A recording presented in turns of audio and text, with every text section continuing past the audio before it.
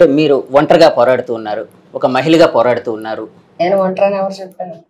మీ వెనక బలగం ఉందండి, కాదంటలేదు. నా వెనకాల నా జగన్ ఉన్నాడు. ఓకే, నా వెనకాల నా జగన్ ఉన్నాడు. నన్ను నా జగన్ నడిపిస్తున్నారు. ఎస్, నేను కూడా సీనియర్ నాయకురాలిని. పొలిటికల్ గా నేనేం కొత్తగా రాలేదు, నాకేం కొత్తగా క్యాండిడేట్ గా నాకు ఇయ్యలేదు. జగన్మోహన్ రెడ్డి గారు నా సీనియారిటీని మెచ్చి ఆయన సీనియారిటీని చూసి ఇక్కడ నాకు అవకాశం ఇచ్చారు. ఫస్ట్ సీట్ ఇచ్చింది నేను డిక్లేర్ చేసింది నాకు.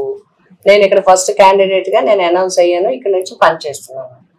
కాబట్టి ఎవరికి ఎవరు వచ్చి ఎవరు చేసినా అల్టిమేట్ గా రిజల్ట్ ఇవ్వాల్సింది ఎవరంటే ప్రజలు. ప్రజలకు నా మీద నాకు నమ్మకం, విశ్వాసం ఉంది. జగన్ గారి మీద నమ్మకం ఉంది, జగన్ గారి పరిపాలన మీద నమ్మకం ఉంది, జగన్ గారి పథకాల మీద నమ్మకం ఉంది, జగన్ గారి డిస్ట్రిబ్యూషన్ సిస్టమ్ మీద నమ్మకం ఉంది. వంగా గీత అందుబాటులో ఉంటుంది, అవైలబిలిటీ, యాక్సెసిబిలిటీ. ఎప్పుడైనా ఎనీ టైం ఎనీవేర్ ఎక్కడైనా సరే వంగా గీత పిలిస్తే పలుకుతుంది, చెప్తే చేస్తుంది. పని చెప్పేమంటే చేసి పెడతారు అనేది ఉంది. వాళ్ళు మళ్ళీ చూడక్కర్లేదు, ఓన్లీ చెప్పి వెళ్ళిపోవడమే వాళ్ళ పని. దాన్ని పూర్తి చేసి పెట్టడం నా బాధ్యతగా నేను తీసుకుంటాను. అది ఇప్పుడు వరకు జరుగుతుంది. ఆ నమ్మకం, ఆ విశ్వాసం మాకుంది. ఆ ప్రయారిటీయే నన్ను గెలిపిస్తుంది. ఎంత మెజారిటీ వస్తుంది మేడం మీకు? అదే అండి, చాలా ఇవ్వాలని అనుకుంటున్నారని నేను భావిస్తున్నాను. చాలా ఇవ్వాలనుకుంటున్నారు.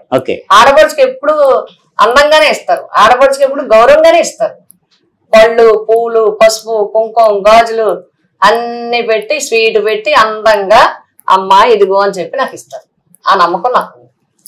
సో అన్న చెల్లెళ్ళ బంధంలో, లేకపోతే అన్న తమ్ముడు అక్క పోరాటం, ఎందుకంటే చిరంజీవి గారు మీకు అన్నయ్యతో సమానం అన్నారు కదండి, పవన్ గారు మరి తమ్ముడు అవుతారు మీకు, అంతే కదండి.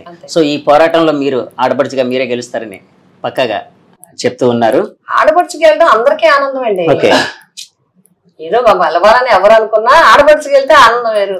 అబ్బా ఆడపిల్ల గెలిచింది అంటారు, ఆనందం వేరు అందరికి. అందుకే అందరూ ఆనందించేది.